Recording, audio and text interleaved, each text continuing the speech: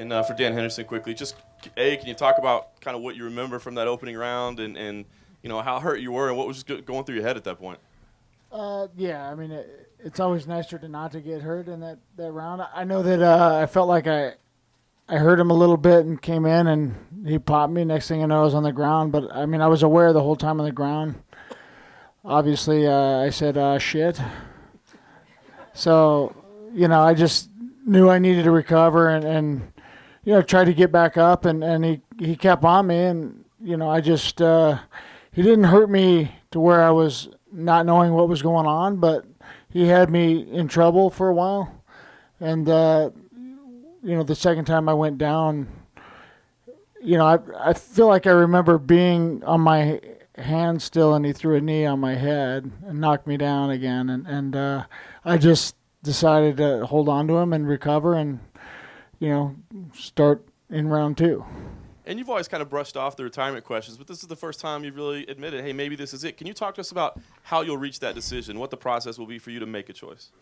I don't, like Uriah said, I don't want to make any decisions emotionally, but, knowing that in my mind there's a possibility that might have been the last one. It was obviously a good one to have that, and all my kids and everybody were able to come. So, it was a little more emotional, but, I don't know. It all depends on what my options are afterwards. Obviously, I'm going to need a paycheck for a little while, but we'll see what happens.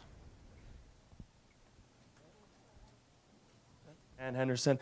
I'm just curious. We're way past, years and years past you having anything to prove, right? Like you were a Hall of Famer from your accomplishments a long, long time ago. Yet you fought on and you've continued to win. I'm just curious, what makes it hard for a great athlete like yourself to walk away? Is it the love you get from the crowd like you got tonight? Is it knowing that you can still go out there and beat anybody in the world any given night? Is it financial? Like what makes it hard to stop being an athlete? Is it an identity thing? Because again, you have nothing to prove and you haven't for a long time. Is it just that you love it so much? What would you say? Yeah, it's never been an identity thing. Obviously the money helps. I love doing this though, and I love getting paid to do it. And for me, I think it's along the way been more about the challenge and every opponent I get, it's a different challenge, and sometimes bigger, sometimes they're just different. And I feel like as I've gotten older, it's a different type of challenge. I'm kind of challenging myself with my opponent and time as well. I'm definitely older than.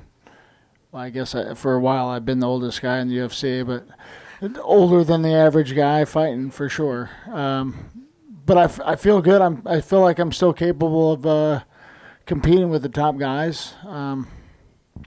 It's more about the other things I want to do in life and spending time with the kids, and I've managed to do that just fine along the way. But I'm getting close to being ready to being done and being okay with it. I've been okay with it for a while.